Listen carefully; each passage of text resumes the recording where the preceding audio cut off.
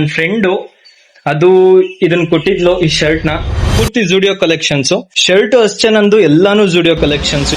ಇದೇನಿದೆಯೋ ಇದು premium collections. ಇಷ್ಟರಲ್ಲಿ Zara ಯಾವ ತರ ಬ್ರ್ಯಾಂಡ್ ಆಗಿದೆಯೋ ಅದೇ ತರನೇ ಇದು ಒಂದ್ ಬ್ರ್ಯಾಂಡ್. ಇದು ಸ್ವಲ್ಪ ಜನಕ್ಕಷ್ಟೇ ಗೊತ್ತಿರುತ್ತೆ ಈ ಕಂಪ್ನಿ ಬಗ್ಗೆ. ನಾನು ಹಿಂಗೆ ಒಂದ್ಸಲ ಕಾಲೇಜ್ ಅಲ್ಲಿ ಇರ್ಬೇಕಾದ್ರೆ ಒಬ್ರು ನನ್ ಡ್ರೆಸ್ಸಿಂಗ್ ಸೆನ್ಸ್ ಬಗ್ಗೆ ಮಾತಾಡ್ತಿದ್ರು. ಒಂದ್ಸಲ ಆ ಮೇಲಿಗೂ ಅರ್ಟ್ ಆಯ್ತು ಅಂದ್ರೆ ನಾನು ನನ್ನ ತಂದೆ ತಾಯಿಯಿಂದ ಯಾವ್ದು ಕೇಳಿಲ್ಲ. ಅವತ್ತಿಂದ ನಾನು ಮಾಡಿರೋ ಕಲೆಕ್ಷನ್ಸ್ ಇಲ್ಲ, ಎಲ್ಲದೂ ಮಾಡಿದೀನಿ. ನಮಸ್ಕಾರ ಎಲ್ರಿಗೂ. ಇವತ್ತೇನಪ್ಪ ವಿಶೇಷ ಅಂದ್ರೆ ಇವತ್ತು ನಾನು ನನ್ನ ಡ್ರೆಸ್ ಕಲೆಕ್ಷನ್ಸ್ ನ ತೋರಿಸ್ಬೇಕು ಅಂತಿದ್ದೀನಿ. ಯಾವ್ಯಾವ ತರ ಬ್ರ್ಯಾಂಡ್ ಕಲೆಕ್ಷನ್ಸ್ ನಾನು ಮಾಡಿದೀನಿ ಡ್ರೆಸ್ ಗಳಲ್ಲಿ ಅಂತ. ಸೊ ಈ ವಿಡಿಯೋನ ಪೂರ್ತಿಯಾಗಿ ನೋಡಿ. ಯಾಕೆ ನಾನು ಇಷ್ಟು ಕಲೆಕ್ಷನ್ಸ್ ಮಾಡಿದೀನಿ ಅನ್ನೋದು ನಿಮಗೆ ತಿಳಿಯುತ್ತೆ. ಯಾಕಂದ್ರೆ ಒಂದ್ಸಲ ಮೇಲಿಗೋ ಅನ್ನೋದು ಅರ್ಟ್ ಆದಾಗ ಮನುಷ್ಯ ಏನ್ ಬೇಕಂದ್ರೂ ಮಾಡ್ತಾನೆ ಅನ್ನೋದು ನನಗದು ಅರ್ಥ ಆಗಿದೆ. ಇವಾಗಿಂದ ಅಂತಲ್ಲ, ಮೊದ್ಲಿಂದಾನು ಅರ್ಥ ಆಗಿದೆ. ಸೊ ಅದಕ್ಕೋಸ್ಕರ ನಾನು ಡ್ರೆಸ್ ಕಲೆಕ್ಷನ್ಸ್ ನ ತುಂಬಾ ಮಾಡಿದೀನಿ. ನಿಮಗ್ ತೋರಿಸ್ತೀನಿ ಯಾವ್ಯಾವ ತರ ಬ್ರ್ಯಾಂಡ್ ಕಲೆಕ್ಷನ್ಸ್ ನ ನಾನು ಮಾಡಿದೀನಿ ಅನ್ನೋದು. ಅಂಡ್ ನಿಮ್ಗೆ ಒಂದು ವಿಷಯ ಹೇಳ್ತೀನಿ ಕೇಳಿ. ಒಬ್ಬ ವ್ಯಕ್ತಿನ ಒಬ್ಬ ಮನುಷ್ಯ ಗುರ್ತಿಸ್ಬೇಕು ಅಂದ್ರೆ ಅವನ ಡ್ರೆಸ್ಸಿಂಗ್ ಸೆನ್ಸ್ ಹಾಗೆ ಅವನ ಕ್ಯಾರೆಕ್ಟರ್ ಮುಖಾಂತರನೇ ಗುರ್ತಿಸ್ತಾರೆ. ಸೊ ಅದಕ್ಕೋಸ್ಕರ ಇಷ್ಟು ಕಲೆಕ್ಷನ್ ಮಾಡಿದೀನಿ ಹೊರತು ಇನ್ ಯಾವ್ದೇ ಇಂಟೆನ್ಷನ್ ಇಲ್ಲ. ಸೊ ಈ ವಿಡಿಯೋನ ಪೂರ್ತಿಯಾಗಿ ನೋಡಿ, ನಿಮ್ಗೆ ಎಲ್ಲಾನು ಗೊತ್ತಾಗುತ್ತೆ ಯಾಕೆ ಇಷ್ಟು ಕಲೆಕ್ಷನ್ಸ್ ಮಾಡಿದೀನಿ, ಏನಕ್ಕೆ, ಯಾವ ರೀಸನ್ ಅನ್ನೋದು. ಯಾರ್ಯಾರು ಇನ್ನ ಈ ಚಾನಲ್ ನ ಸಬ್ಸ್ಕ್ರೈಬ್ ಮಾಡಿಲ್ವೋ ಈಗಲೇ ಸಬ್ಸ್ಕ್ರೈಬ್ ಮಾಡಿ, ಹಾಗೆ ಬೆಲ್ ಐಕನ್ ನ ಪ್ರೆಸ್ ಮಾಡಿ, ಹಾಗೆ ಈ ವಿಡಿಯೋನ ನಿಮ್ಮ ಫ್ರೆಂಡ್ಸ್ ಗೆ ಶೇರ್ ಮಾಡಿ. ಸೊ ಬನ್ನಿ ಶುರು ಮಾಡೋಣ. ಈ ವಿಡಿಯೋನ ಪೂರ್ತಿಯಾಗಿ ನೋಡಿ. ಸೊ ನೀವು ನೋಡ್ತಾ ಇರ್ಬೋದು ಈ ಕಲೆಕ್ಷನ್ಸ್ ನ. ಇದೆಲ್ಲ ಪ್ರೀಮಿಯಂ ಕಲೆಕ್ಷನ್ಸ್. ನಾನು ಏನ್ ಮಾಡಿದ್ದೀನೋ ಇದೆಲ್ಲದು ಪ್ರೀಮಿಯಂ ಕಲೆಕ್ಷನ್ಸ್ ಆಗಿರುತ್ತೆ. ಸೊ ಹಿಂದ್ಗಡೆ ಏನ್ ಕಾಣಿಸ್ತಾ ಇದೆಯೋ ಅದೆಲ್ಲ ನಿಮಗೆ ನಾರ್ಮಲ್ ಕಲೆಕ್ಷನ್ಸ್ ನಾನ್ ಮಾಡಿರೋದು. ಬಟ್ ಈ ಎರಡು ಲೈನ್ ಏನಿದೆಯೋ ಇದೆಲ್ಲ ಪ್ರೀಮಿಯಂ ಕಲೆಕ್ಷನ್ಸ್ ನಾನ್ ಮಾಡಿರೋದು. ನಿಮಗ್ ತೋರಿಸ್ತೀನಿ ಯಾವ್ಯಾವ ಬ್ರ್ಯಾಂಡ್ ನಾನು ಇಟ್ಟಿದ್ದೀನಿ ಅಂತ. ಸೊ ಫಸ್ಟ್ನೇದಾಗಿ ಇಲ್ಲಿಂದ ಸ್ಟಾರ್ಟ್ ಮಾಡಿದ್ರೆ, ನಾನು ಇಲ್ಲಿಂದ ಯಾವ್ಯಾವ್ದಿದೆಯೋ ಇದೆಲ್ಲ ಪ್ಯಾಂಟು, ಇದೆಲ್ಲ ಜುಡಿಯೋದು. ಒಂದು ಕಲೆಕ್ಷನ್ ಬಿಡ್ದಲೆ ಪ್ರತಿಯೊಂದು ಜುಡಿಯೋದು. ನೀವು ನೋಡ್ಬೋದು ಇಲ್ಲಿ ನೇಮು ಇರುತ್ತೆ ನಿಮ್ಗೆ, ಜುಡಿಯೋ ಅಂತ ಕಾಣಿಸ್ತಾ ಇದೆಯಾ, ಜುಡಿಯೋದು. ಇದು ಪೂರ್ತಿಯಾಗಿ ಜುಡಿಯೋದು. ಇದೊಂದೇ ಅಂತಲ್ಲ, ನಾರ್ಮಲ್ ಆಗಿ ಇದೂನು ಅಷ್ಟೇ, ಇದೂನು ಜುಡಿಯೋದೆ. ಇದೆಲ್ಲ ನನ್ನ ಕಲೆಕ್ಷನ್ಸ್ ಸುಮ್ನೆ ಮಾಡಿಲ್ಲ. ಒಂದು ಮೇಲಿಗೋ ಅನ್ನೋದು ಅರ್ಟ್ ಆದಾಗ ಮಾಡ್ತಾರಲ್ಲ ಆ ತರ ಕಲೆಕ್ಷನ್ಸ್ ನಾನು ಮಾಡಿರೋದು. ಸೊ ಎಲ್ಲಾನು ಜುಡಿಯೋದು. ಇದೊಂದೇ ಅಂತಲ್ಲ, ನಾರ್ಮಲ್ ಇದೂನು ಅಷ್ಟೇ ಜುಡಿಯೋದು.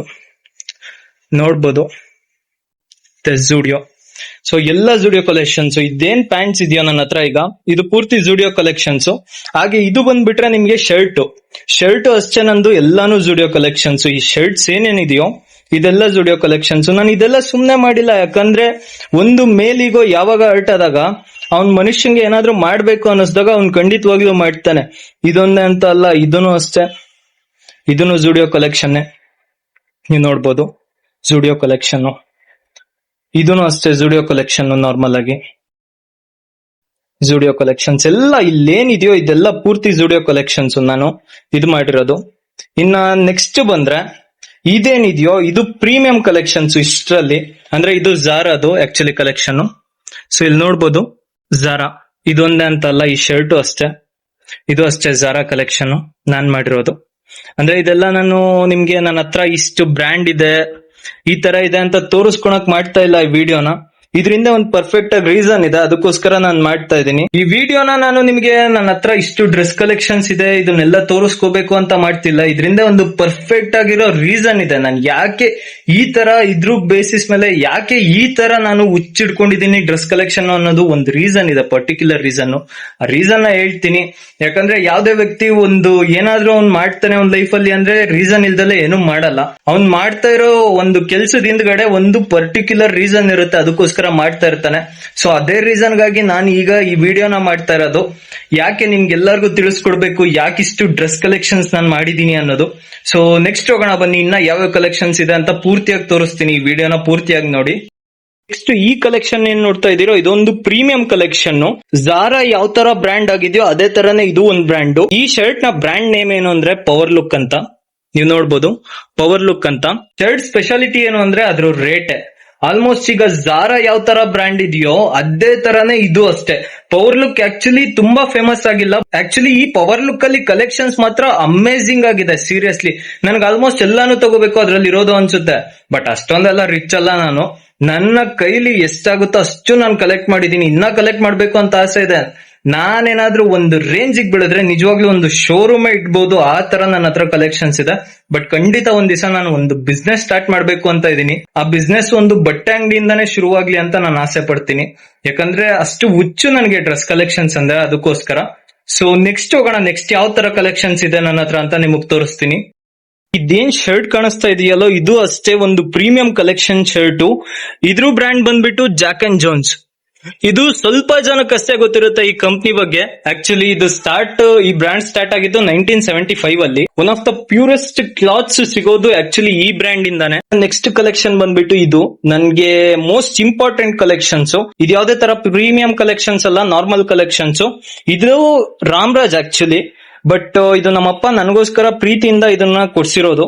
ಅದಕ್ಕೋಸ್ಕರ ಇದನ್ನ ನಾನು ಹಾಗೆ ಸೇಫ್ ಆಗಿ ಇಟ್ಕೊಂಡಿನಿ. ಬಟ್ 2 ಟೈಮ್ಸ್ ಏನೋ ಹಾಕಿದ್ದಷ್ಟೇ, ಅದಾದ್ಮೇಲೆ ಮತ್ತೆ ಗಲೀಜ್ ಆಗುತ್ತೆ ಅಂತ ಇದನ್ನ ಹಾಕಿಲ್ಲ. ನೆಕ್ಸ್ಟ್ ಇದಿದೆ ಅಲ್ಲ, ಇದು ನನ್ನ ಫ್ರೆಂಡ್ ನನ್ನ ಬರ್ಡೇಗೆ ಗಿಫ್ಟ್ ಮಾಡಿದ್ದು. ನನ್ನ ಲೈಫ್ ಅಲ್ಲಿ ಯಾರು ನನ್ಗೆ ಬರ್ಡೇಗೆ ಗಿಫ್ಟ್ ಅಂತ ಕೊಟ್ಟಿಲ್ಲ. ನನ್ನ ತಂದೆ ತಾಯಿ ಬಿಟ್ರೆ ಇನ್ನ ನನ್ನ ಲೈಫ್ ಅಲ್ಲಿ ಯಾರು ಬರ್ಡೇಗೆ ಗಿಫ್ಟ್ ಅಂತ ಕೊಟ್ಟಿಲ್ಲ. ಬಟ್ ನನ್ನ ಫ್ರೆಂಡು ಅದು ಇದನ್ನ ಕೊಟ್ಟಿದ್ಲು, ಈ ಶರ್ಟ್ ನ. ಅದಕ್ಕೋಸ್ಕರ ಈ ಶರ್ಟ್ ನ ಹಾಗೆ ಇಟ್ಕೊಂಡಿದ್ದೀನಿ, ಯಾಕಂದ್ರೆ ಫಸ್ಟ್ ಗಿಫ್ಟ್ ನನ್ಗೆ ಬೇರೆಯವ್ರ ಕಡೆಯಿಂದ ಬಂದಿರೋದು. ನೆಕ್ಸ್ಟ್ ಇದೇನ್ ಕಾಣಿಸ್ತಾ ಇದೆಯೋ ಇದೆಲ್ಲ ನಾರ್ಮಲ್ ಕಲೆಕ್ಷನ್ಸ್ ನಾನ್ ಮಾಡಿರೋದು. ಅದು ಬಿಟ್ರೆ ಇನ್ನ ಉಳ್ಕಿಯದೆಲ್ಲ ನಾರ್ಮಲ್ ಕಲೆಕ್ಷನ್ಸ್. ನಾರ್ಮಲ್ ಕಲೆಕ್ಷನ್ಸ್ ನ ತೋರ್ಸಿದ್ರು ಲೈಕ್ ನಾರ್ಮಲ್ ಅದೆಲ್ಲ. ನಾನ್ ಹಿಂಗೆ ಒಂದ್ಸಲ ಕಾಲೇಜ್ ಅಲ್ಲಿ ಇರ್ಬೇಕಾದ್ರೆ ಒಬ್ರು ನನ್ ಡ್ರೆಸ್ಸಿಂಗ್ ಸೆನ್ಸ್ ಬಗ್ಗೆ ಮಾತಾಡ್ತಿದ್ರು. ಅಂದ್ರೆ ಅವಾಗ ನಾನು ಅಷ್ಟು ಡ್ರೆಸ್ ಚೆನ್ನಾಗ್ ಆಗ್ತಿರ್ಲಿಲ್ಲ, ನಾರ್ಮಲ್ ಆಗಿ ಹೋಗ್ತಾ ಇದ್ದೆ, ನಾರ್ಮಲ್ ಆಗಿ ಬರ್ತಾ ಇದ್ದೆ. ಸೊ ನನ್ನ ಹಿಂದಗಡೆ ಮಾತಾಡ್ಕೋತಾ ಇದ್ರು. ಅದು ನನ್ ಕಿವಿಗ್ ಬಿದ್ದು ನನಗ್ ಗೊತ್ತಾಗಿ ನನ್ಗೊಂಥರ ಅರ್ಟ್ ಆಯ್ತು. ಯಾಕಂದ್ರೆ ಇವಾಗ ನನ್ನ ಹತ್ರ ಅದಿಲ್ಲ, ಅದಕ್ಕೋಸ್ಕರ ಅವ್ರು ಮಾತಾಡ್ತಿದ್ದಾರೆ. ಅಕಸ್ಮಾತ್ ನನ್ನ ಹತ್ರ ಆ ಡ್ರೆಸ್ ಕಲೆಕ್ಷನ್ಸ್ ಅಥವಾ ಅದೇನೋ ಅವ್ರು ಅಂದ್ಕೊಂಡಿದ್ದು ಅದಿದ್ರೆ ನನ್ನ ವ್ಯಾಲ್ಯೂ ಹೆಂಗಿರುತ್ತೆ ಅನ್ನೋದು ನನಗ್ ಗೊತ್ತು, ನನಗ್ ಅರ್ಥ ಆಯ್ತು. ಅದಕ್ಕೋಸ್ಕರ ನಾನು ಅಂದ್ಕೊಂಡೆ ಅವತ್ತಿಂದ ಲೈಕ್ ಫಿಕ್ಸ್ ಆಗ್ಬೇಕು, ನಾನು ಹಾಕಿದ್ರೆ ಬ್ರ್ಯಾಂಡ್ ಕಲೆಕ್ಷನ್ಸ್ ಆಗ್ಬೇಕು. ಅದು ಡ್ರೆಸ್ ಗಳಾಗಿರ್ಲಿ ಏನೇ ಆಗಿರ್ಲಿ, ಒಟ್ನಲ್ಲಿ ಒಂದು ಕಲೆಕ್ಷನ್ ಮಾಡ್ತೀವಿ ಅಂದ್ರೆ ಅದು ಬ್ರ್ಯಾಂಡೇ ಆಗಿರ್ಬೇಕು ಅನ್ನೋದು ನನಗೆ ಅವಾಗ ಅರ್ಥ ಆಯ್ತು. ಇದೆಲ್ಲ ನಾನು ತಗೊಂಡಿರೋದು ನನ್ನ ಸ್ವಂತ ದುಡ್ಡಲ್ಲೇ. ನಾನು ನನ್ನ ತಂದೆ ತಾಯಿಯಿಂದ ಯಾವ್ದು ಕೇಳಿಲ್ಲ, ಯಾವ್ದು. ಯಾಕಂದ್ರೆ ಅವ್ರು ಕಷ್ಟಪಡ್ತಾರೆ, ಅವ್ರು ಕಷ್ಟಪಟ್ಟಿದ್ದು ಅವ್ರಿಗೆ, ನಾನ್ ಕಷ್ಟಪಟ್ಟಿದ್ ನನ್ಗೆ. ಇಷ್ಟರಲ್ಲೇ ನಾವಿದೀವಿ ಹೊರ್ತು ಫ್ಯಾಮಿಲಿಯಲ್ಲಿ ಇನ್ ಯಾವ್ದೇ ರೀಸನ್ ಇಲ್ಲ. ಒಂದ್ಸಲ ಆ ಮೇಲಿಗೋ ಅರ್ಟ್ ಆಯ್ತು ಅಂದ್ರೆ ಅವ್ನ್ ಲೈಫ್ ಅಲ್ಲಿ ಏನ್ ಬೇಕಂದ್ರೂ ಮಾಡಕ್ ನಿಂತ್ಕೋತಾನೆ. ಅದೇ ತರ ನನಗದ ಅರ್ಟ್ ಆಗಿತ್ತು ಒಂದ್ಸಲ. ನಿಮ್ಮನ್ನ ಒಬ್ರು ಗುರ್ತಿಸ್ಬೇಕು ಅಂದ್ರೆ ನಿಮ್ಮ ವ್ಯಕ್ತಿತ್ವ ಹಾಗೆ ನಿಮ್ಮ ಡ್ರೆಸ್ಸಿಂಗ್ ಸೆನ್ಸ್ ನ ನೋಡಿನೇ ಗುರ್ತಿಸ್ತಾರೆ ಹೊರ್ತು ಅದು ಬಿಟ್ಟು ನಿಮ್ಮ ನಾರ್ಮಲ್ ಜೀವನ ನೀವ್ ಯಾವ ತರ ಸಾಗಿಸ್ತಿರೋ ಆ ತರ ನಿಮ್ಮನ್ನ ಯಾವತ್ತಿಗೂ ಮನುಷ್ಯ ಗುರ್ತಿಸಲ್ಲ. ಫಾರ್ ಎಕ್ಸಾಂಪಲ್, ಇವಾಗ ನಿಮ್ ಎದುರುಗಡೆ ಇರೋ ವ್ಯಕ್ತಿ ನಿಮ್ಗೆ ರೆಸ್ಪೆಕ್ಟ್ ಕೊಡ್ಬೇಕು ಅಂದ್ರೆ ಯಾವ ತರ, ಮೇನ್ ನಿಮ್ಮ ಡ್ರೆಸ್ಸಿಂಗ್ ಸೆನ್ಸ್, ನೀವ್ ಯಾವ ತರ ಇದೀರಾ ಅನ್ನೋದು. ಓಕೆನಾ? ಫಾರ್ ಎಕ್ಸಾಂಪಲ್ ತಗೊಳ್ಳಿ, ಪೊಲಿಟಿಷಿಯನ್ಸ್ ನ ಯಾವ ತರ ರೆಸ್ಪೆಕ್ಟ್ ಕೊಡ್ತಾರೆ, ಅವರು ಒಂದು ವೈಟ್ ಅಂಡ್ ವೈಟ್ ಡ್ರೆಸ್ ಹಾಕೊಂಬಂದ್ರೆ ಓ ಈ ವ್ಯಕ್ತಿ ಪೊಲಿಟಿಷಿಯನ್ಸ್ ಅಂತ ಐಡೆಂಟಿಫೈ ಮಾಡ್ತಾರೆ. ಹಾಗೆ ಒಬ್ಬ ಬಿಸ್ನೆಸ್ ಮ್ಯಾನ್ ಅವನು ಸೂಟ್ ಹಾಕೊಂಬಂದ್ರೆ ಅವನ್ನ ಐಡೆಂಟಿಫೈ ಮಾಡ್ತಾರೆ, ಈ ವ್ಯಕ್ತಿ ಬಿಸ್ನೆಸ್ ಮ್ಯಾನ್ ಅಂತ. ಅದೇ ತರನೇ ಮನುಷ್ಯಂಗೆ ಯಾವತ್ತಿಗೂ ಒಂದು ಡ್ರೆಸ್ಸಿಂಗ್ ಸೆನ್ಸ್ ಅನ್ನೋದು ಎಷ್ಟು ಇಂಪಾರ್ಟೆಂಟ್ ಆಗುತ್ತೆ ಅಂದ್ರೆ, ನನಗದು ಲೈಫಲ್ಲಿ ನಾನು ಕಲ್ತ್ಬಿಟ್ಟೆ. ಡ್ರೆಸ್ಸಿಂಗ್ ಸೆನ್ಸ್ ಯಾವಾಗ ನನಗದು ಮೇಲಿಗೋ ಅನ್ನೋದು ಅರ್ಟ್ ಆಯ್ತೋ ಅವತ್ತಿಂದ ನಾನು ಮಾಡಿರೋ ಕಲೆಕ್ಷನ್ಸ್ ಇಲ್ಲ, ಎಲ್ಲದೂ ಮಾಡಿದೀನಿ. ಒಂದ್ ಸ್ವಲ್ಪ ಕಲೆಕ್ಷನ್ಸ್ H&M, ವ್ಯಾನುಸೇನ್ ಇದೆಲ್ಲ ನಾನು ಮಾಡಿಲ್ಲ ಇನ್ನ, ಯಾಕಂದ್ರೆ ನಾನು ಅಲ್ಲೇವರೆಗೂ ಇನ್ನ ಹೋಗಿಲ್ಲ. ಅದಕ್ಕೋಸ್ಕರ ನಾನು ನಾರ್ಮಲ್ ಕಲೆಕ್ಷನ್ಸ್ ಅಲ್ಲೇ ಇದೀನಿ. ಸೊ ನೆಕ್ಸ್ಟ್ ಅದೇ ಟಾರ್ಗೆಟ್ ಇರೋದು ನಂದು.